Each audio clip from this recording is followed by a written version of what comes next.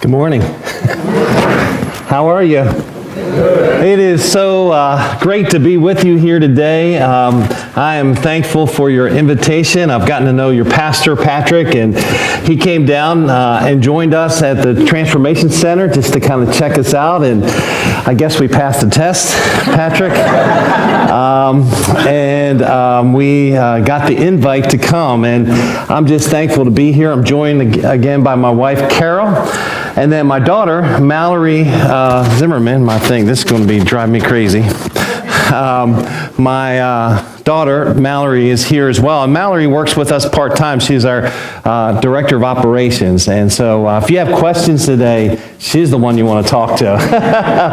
And I'm thankful, too, to be in this moment. And I think I'm going to go for something with the wire there. There we go.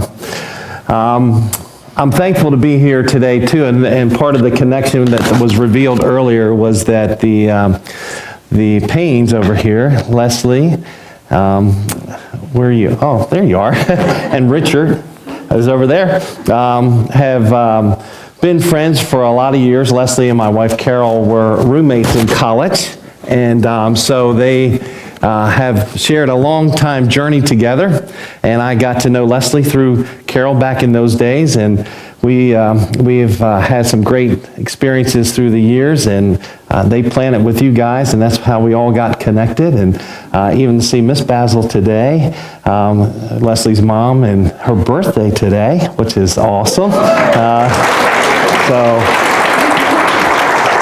let me go with a hand help. Yeah, this thing just keeps falling off. Take it off there. Thank you. There we go. That's better. As we are thinking about our opportunity to be with you today, and I had what's called the Transformation Center, and it's only a few miles from here up in Brooklyn. And it really is a mission outreach center, and I'm going to talk to you a little bit more about that as we kind of go along. But as we begin the journey today, you've probably heard this phrase many times over through the years, but the phrase I want you to kind of lock into your mind: if not you, what's the rest of it? Then who? If not now, then when? Just kind of let that saturate in you a little bit this morning. If not you, then who? If not now, then when?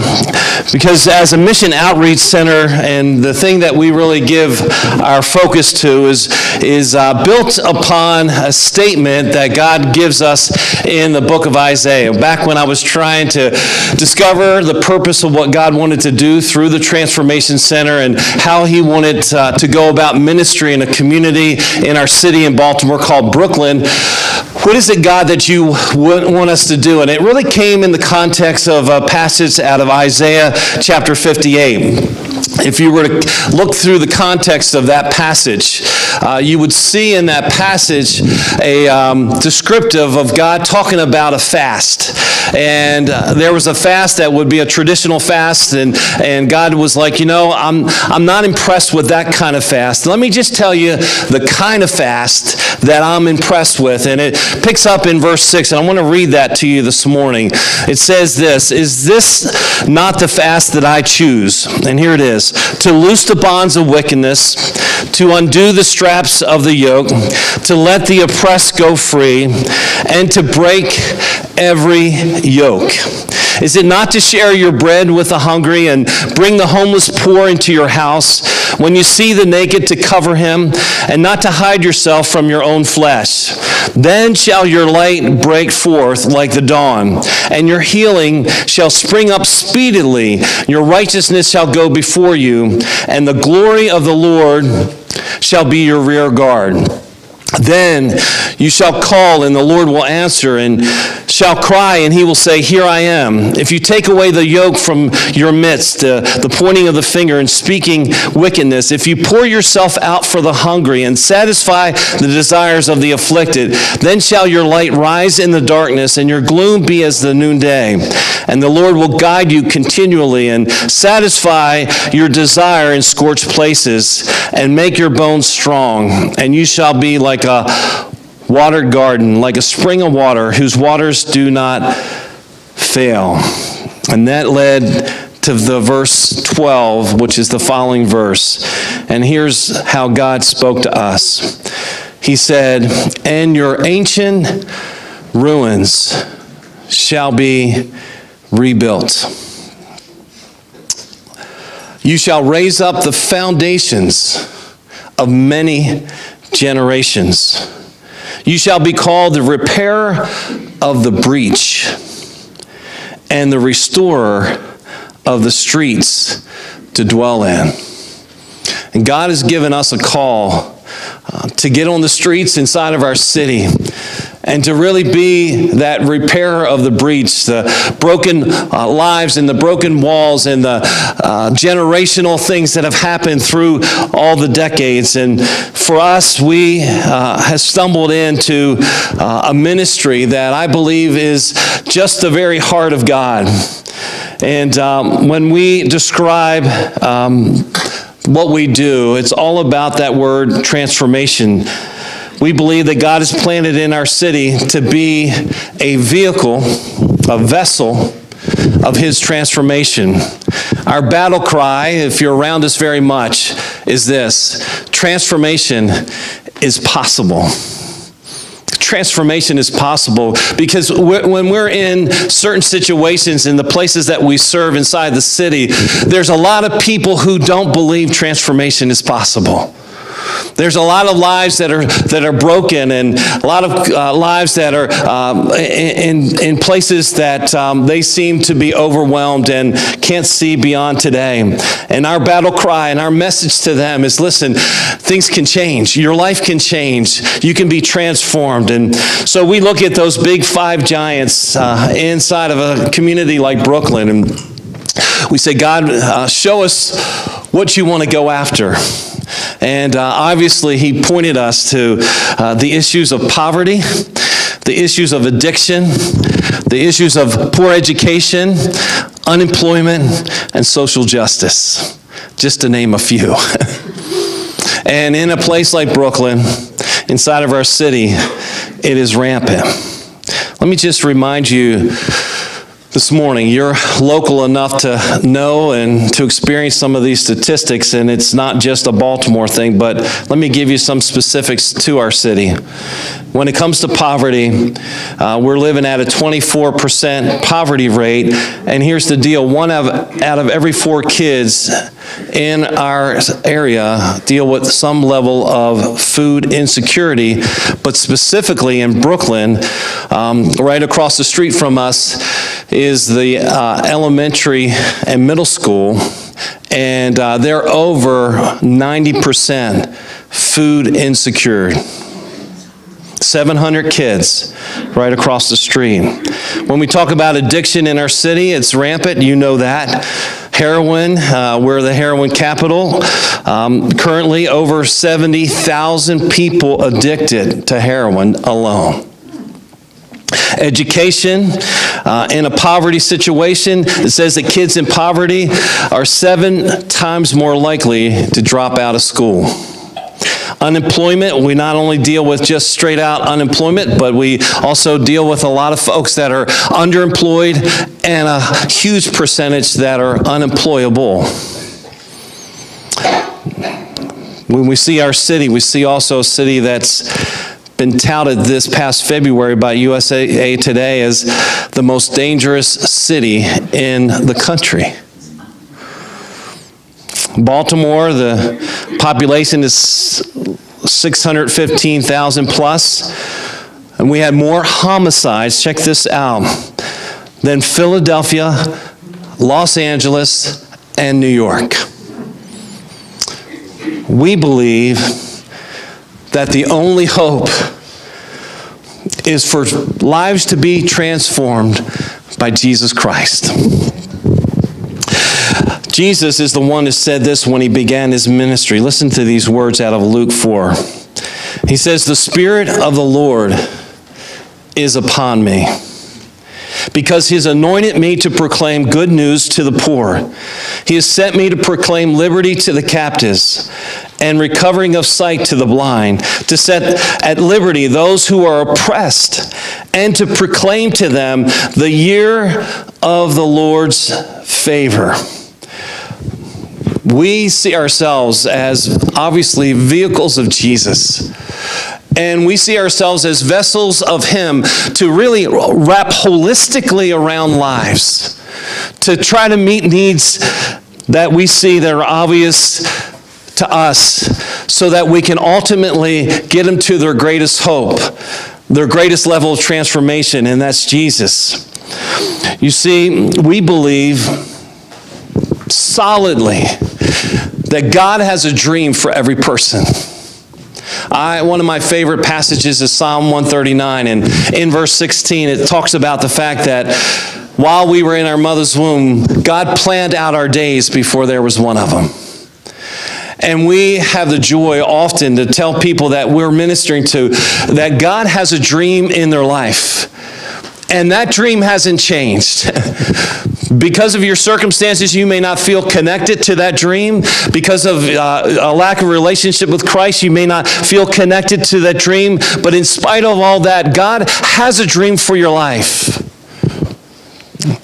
The truth is that many are so overwhelmed with the realities of the day-to-day struggle to live life that they have a hard time seeing Jesus. They have a hard time seeing the hope that He has for them. The Transformation Center is a place that we're looking at the hard issues of life, a place that we hope to be a good Samaritan kind of ministry, where we are willing to take a holistic approach in addressing the total needs of a person. I don't know about you, but when you're trying to minister to someone, it's hard to tell them about Jesus when their stomach is empty. It's hard to tell them about Jesus when they're experiencing trauma-level pain in their life. It's hard for them to hear the gospel when they're looking for another vial of heroin. We need to deal with the obvious needs of food and work and education and addiction and counseling, and so ultimately we can get them to the solution of Jesus. So God has given us a vehicle. It's called the Transformation Center. And listen, it's simply a vehicle. It's a toolbox for God. A vehicle that we envision to be used as that toolbox where people in the community can have a resource to help them navigate these incredible obstacles in their life. We have envisioned one day that the ancient ruins that we see all around us in the city will be rebuilt, and the issues of things that have occurred in their life that are multi-generational, that those generations will be, a new generation will be raised up, and there will be a full repair of the breach that's in their lives, and the streets will become restored in a great and powerful way. You see, God has revealed to us a vision that's so far beyond us. So far beyond us. I like what God said to Moses. You know how it happened in the Old Testament where a lot of different kinds of crazy things would happen. And so this particular situation, the people that have been freed up and went through the Red Sea, and they're in the wilderness, and God's supplying manna for them every day, taking care of their needs, and out of nowhere they said, you know what, we're tired of eating manna. We want some meat. We want some, in fact, we even had it a lot better back in Egypt. We had some good food back there. Sure, we were enslaved, but we had good food. So they began to complain. And one of the things that God said at that moment to them, is there a limit to my power? Is there a limit to what I can do? I don't know if you know the story, but the rest of the story is that God brought quail into their life. And in fact, they were 50 miles from any kind of water where the quails kind of hung out. But God brought quail to them. It said, that they brought so much quail that it was 2 cubits deep, or 3 feet deep of quail. And the ones that carried the least were carrying at least 10 quail. And some estimate that it was over 100 million quail that landed there. God made a point to them. I can do that. I can do anything. And that's the God that we serve, is a God who can do anything. And so when God began to show us and envision us with the Transformation Center, I had a vision of sort of like a Home Depot ministry. An operation that's open 7 days a week, and a place where anybody could show up to the door and we could say, oh yeah, we can address that need, aisle 7.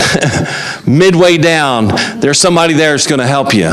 And you can show up at any time, at any point, and know that there's a way that we can help you navigate with whatever you may be facing. So we began to envision what that would look like, and we started to think of things like a food and clothing distribution center, and then an addiction center, and an education center, and a vocational and job training center, and a family restoration center, and a social justice center, and a recreation and sports outreach center, and a performing arts center, and a discipleship center, just to name a few. So back in February 2015, we began the journey. And we launched our first ministry, which is called Lily's Place. It's a food and clothing distribution center back in 2015. And we started that. And we named it Lily's. People say, well, who's Miss Lily? Where's Miss Lily? And it was like, no, it's not after Miss Lily. When you read the gospel in Matthew 6, Jesus has a little place where he talks about don't worry about food and clothing.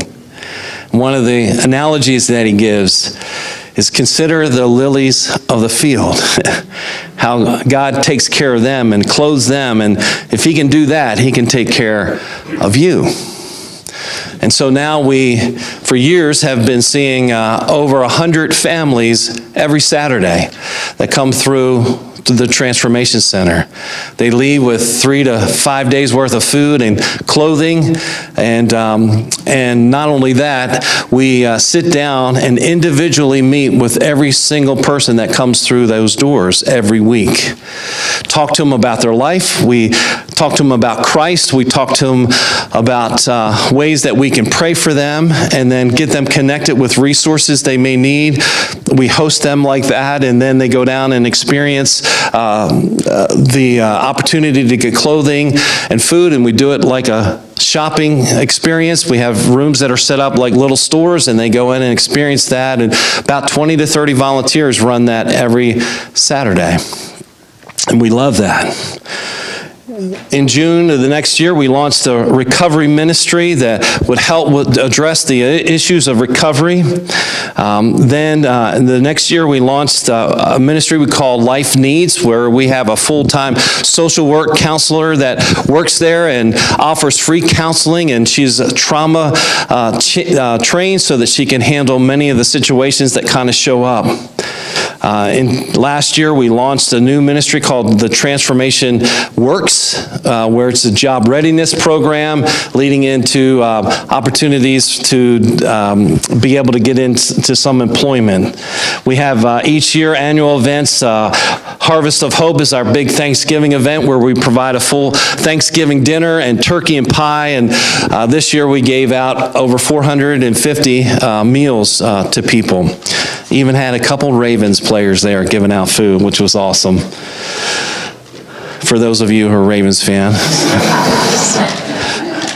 This year we were able to do also a toy store where we have new toys that families can come in and purchase for $2 a toy and supply their own family with toys, give them a little bit of dignity of how they can do that. And then also we do a thing we call Holiday of Hope, where we do a breakfast with families, over 200 families that come in and have a breakfast and then another toy giveaway. I think we gave out, Mallory, 3,000 toys this December.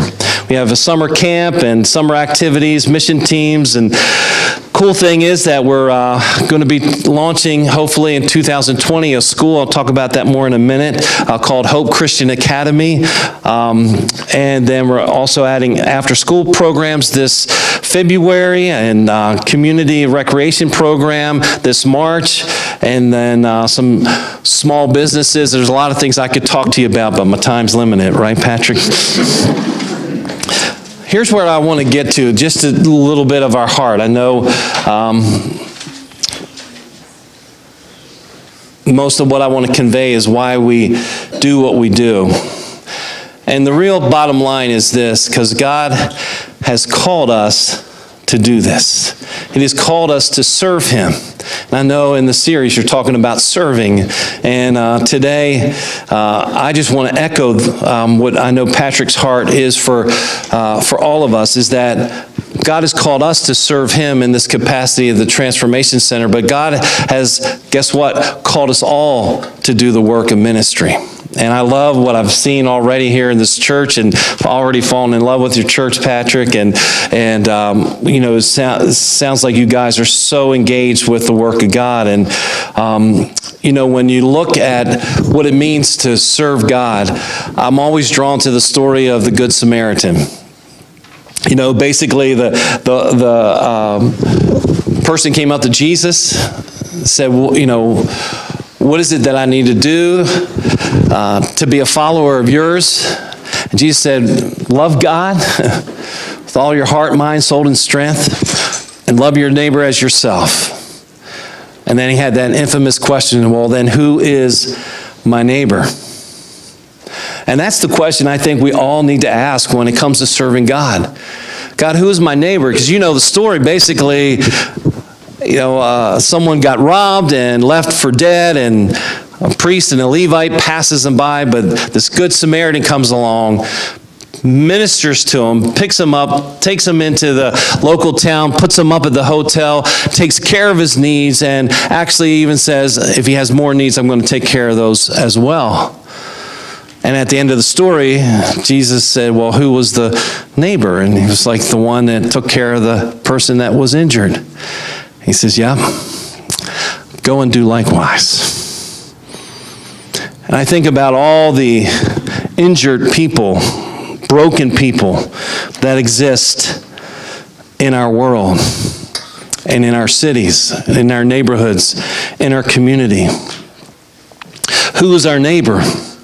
I really think when you dig into this passage, the real answer is, in a lot of ways, whoever's not like me. Whoever's not like me. Because we don't have a problem connecting with people who are like us. It's the people who are not like us that we tend to not naturally connect with. That's what I've learned through the years. If we're not intentional about loving our neighbor, we may never get alongside of some very broken lives. You know, Jesus was always driven to those who had some brokenness in their life.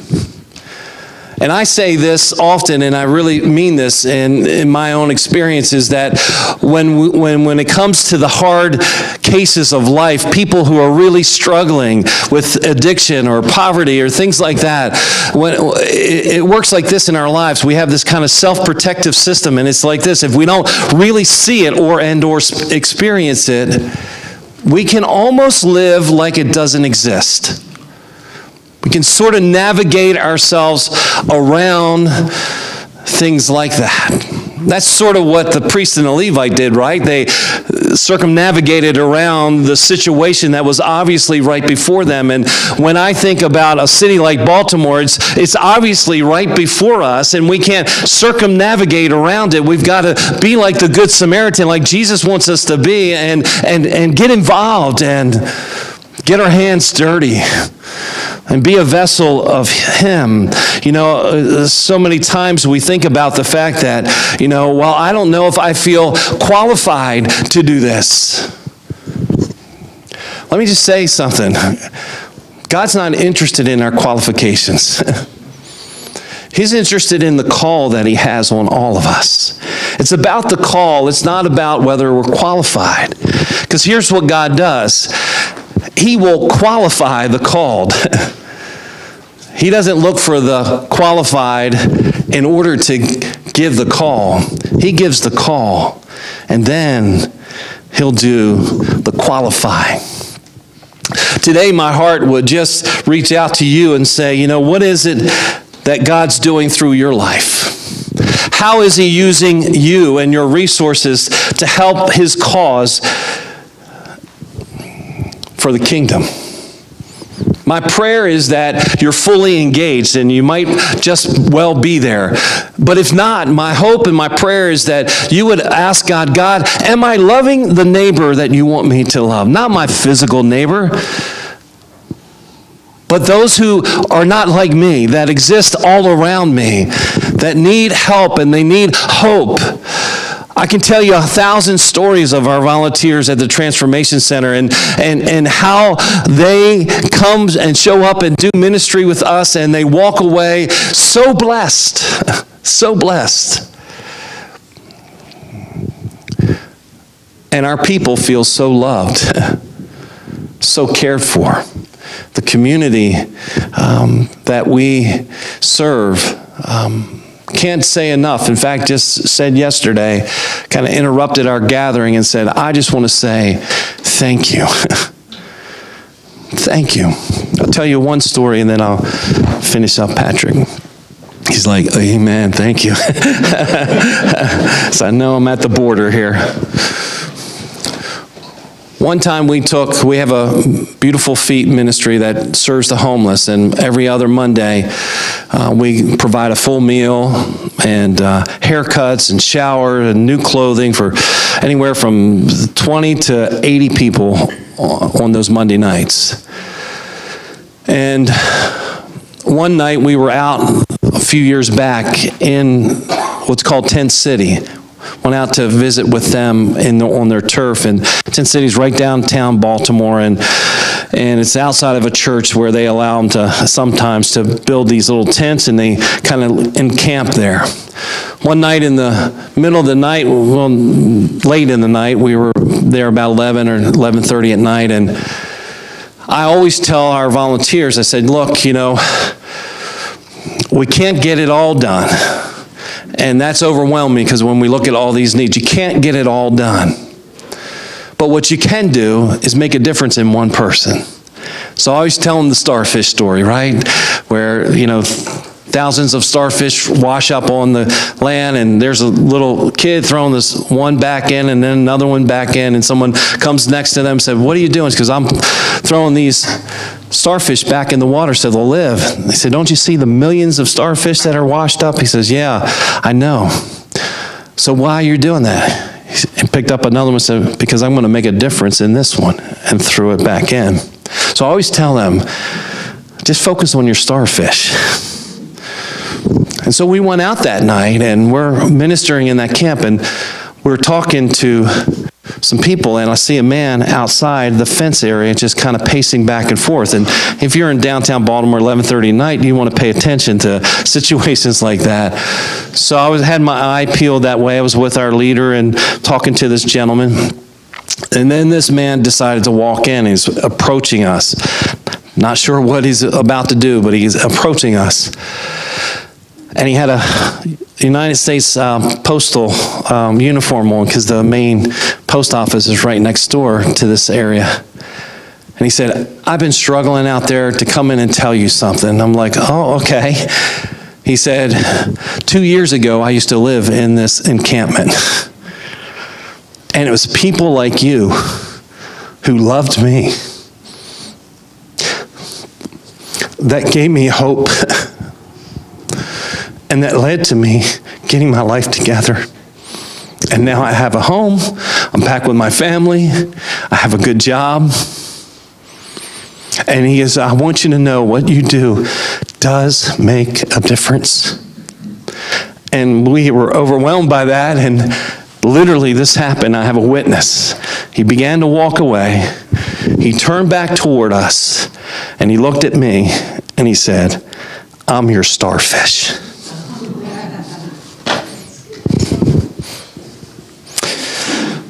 I know that sometimes we feel like, what can I do?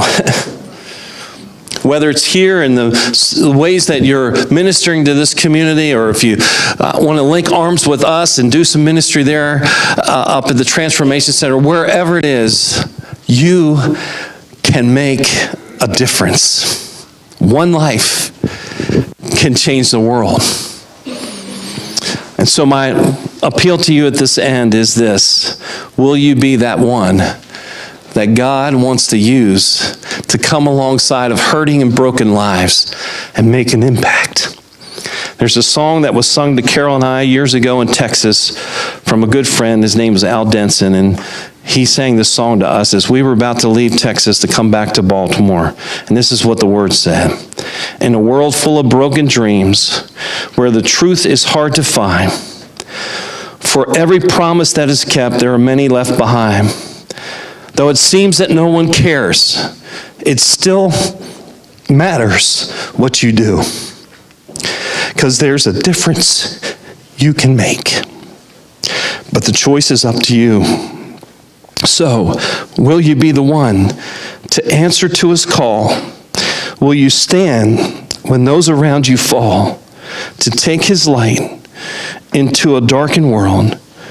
Tell me, will you be the one? Amen. Thank you for having me.